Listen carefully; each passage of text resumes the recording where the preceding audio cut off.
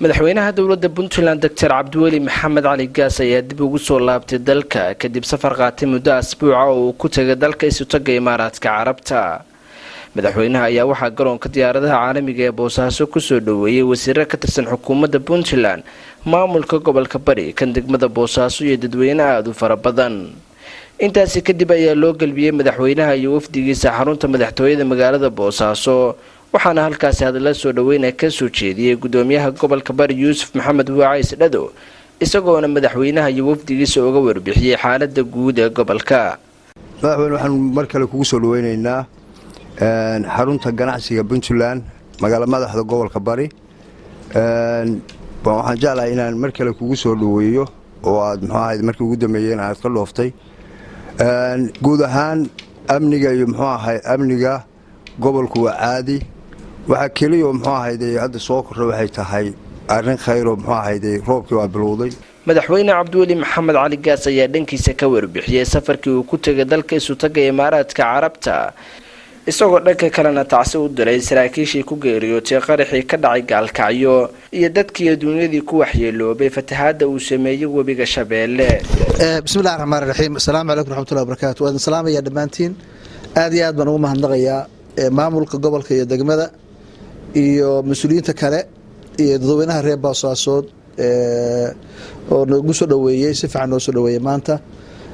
aad baan ka mahadnaqayaa. waan ku mahadsantihiin marxabeyntiina iyo soo dhaweyntiina. muddo usbuuc ah ayaa waxaan ku maqnay dalka Isutaga Imaaraadka Carabta inay wafdi Puntland ah oo wasiirro iyo mas'uuliyiin kale isugu jira. dabcan markii aan tagayaan ka warramay sababtaan u aadayo dalkaas oo ah arrimo la xiriira amniga Puntland iyo horumarinta kaabayaasha dhaqaalaha Puntland.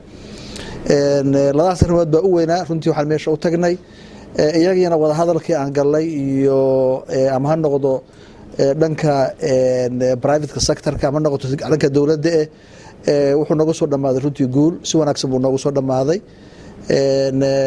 waxaan sidoo kale dowladda Isutaga Imaaraadka Carabta aan ka codsanay in mashaariic dheeri ah ay ka hirgeliyaan Puntland, gaar ahaan dhanka waxbarashada, caafimaadka, biyaha iyo wixii la mid ah. guul baan rajaynaynaa insha Allah iyo mashaariicdaas inay soo taraan waqti aan dheerayn. dabcan dhanka kalena haddaan meesha tagay dabcan wixii shidaah u jira oo dadka Soomaalidu qabaan inaan wixii igaga aadan ka mas'uul ahaan inaan wax ka iraahdana kullu waxaan manayaa way ugu habboonayd. wixii aan ka irin karina waan ka iri, wixii wanaag ah oo la soo dhaweyn karo Soomaali iyo Imaaraadkana wixii naga aadana ka wafdi ahaan waanu kan insha Allah. waxaan rajaynaynaa marka in xiriirkaasuna wanaagsanaado.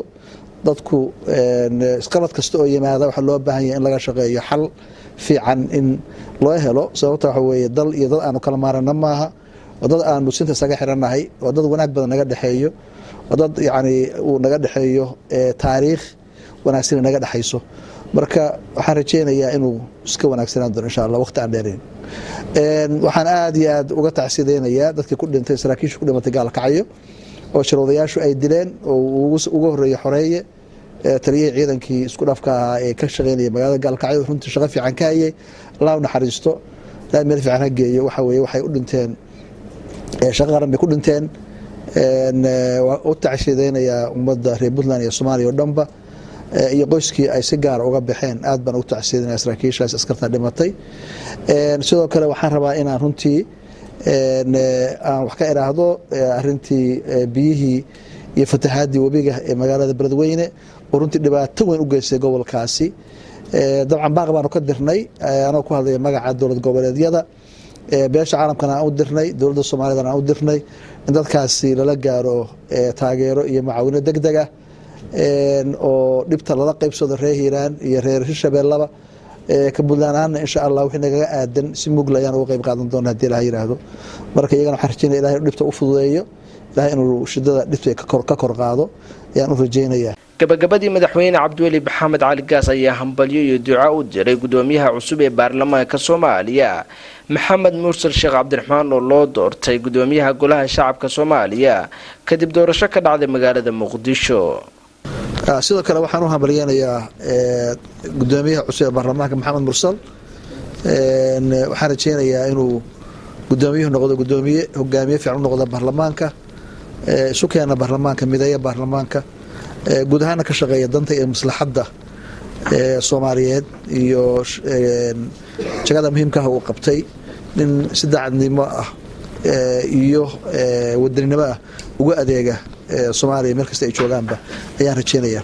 Waa mahadsantahay. Cabdiraxmaan Ibraahim Bulshaawi, TV-ga raadiyaha dowladda Puntland, magaalada Boosaaso.